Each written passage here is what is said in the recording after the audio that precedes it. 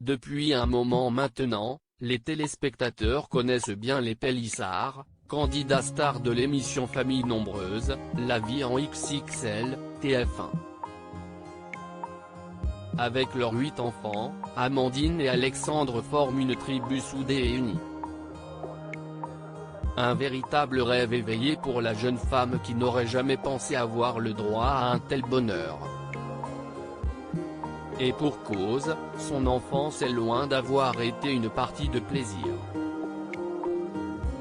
Amandine Pélissard a même traversé des épreuves traumatisantes, dont les agressions sexuelles causées par son oncle. Elle s'est difficilement confiée sur le sujet lors du dernier numéro de Baby Story avec Jérém Star sur YouTube. L'auteur des faits était le frère de son père, atteint de trisomie 21.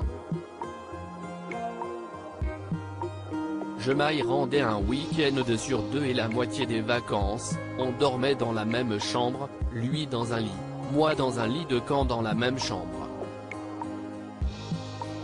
Il s'est passé des choses qui n'auraient jamais dû avoir lieu.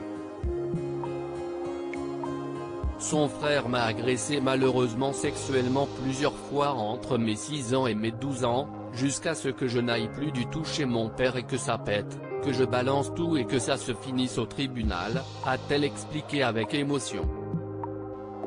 Dépression et drogue auparavant, Amandine Pélissard avait pris soin comme elle l'avoue de tout cacher à sa mère, elle-même très marquée par les violences de son mari avant qu'elle ne s'en sépare.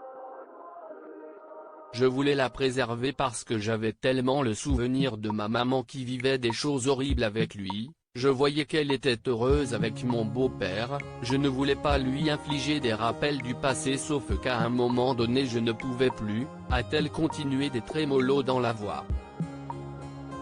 Amandine Pélissard a ensuite porté plainte et obtenu de la justice que l'autorité parentale ainsi que les droits de visite soient refusés à son père. Amandine n'a en revanche pas voulu renvoyer l'affaire au pénal, trop secouée par les 1 an de procédure qu'elle venait de vivre. J'ai fait une dépression à 12 ans, j'ai été hospitalisée, j'ai fait de l'anorexie.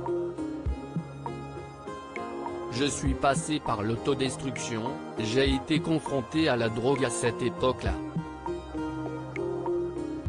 Vers 15 ans, j'ai commencé à avoir des mauvaises fréquentations et à faire des conneries. J'ai touché à tout, jusqu'à ce que je tombe enceinte de Léo, s'est-elle souvenue en laissant couler quelques larmes. Un petit miracle qui l'a poussée à faire le choix de vivre.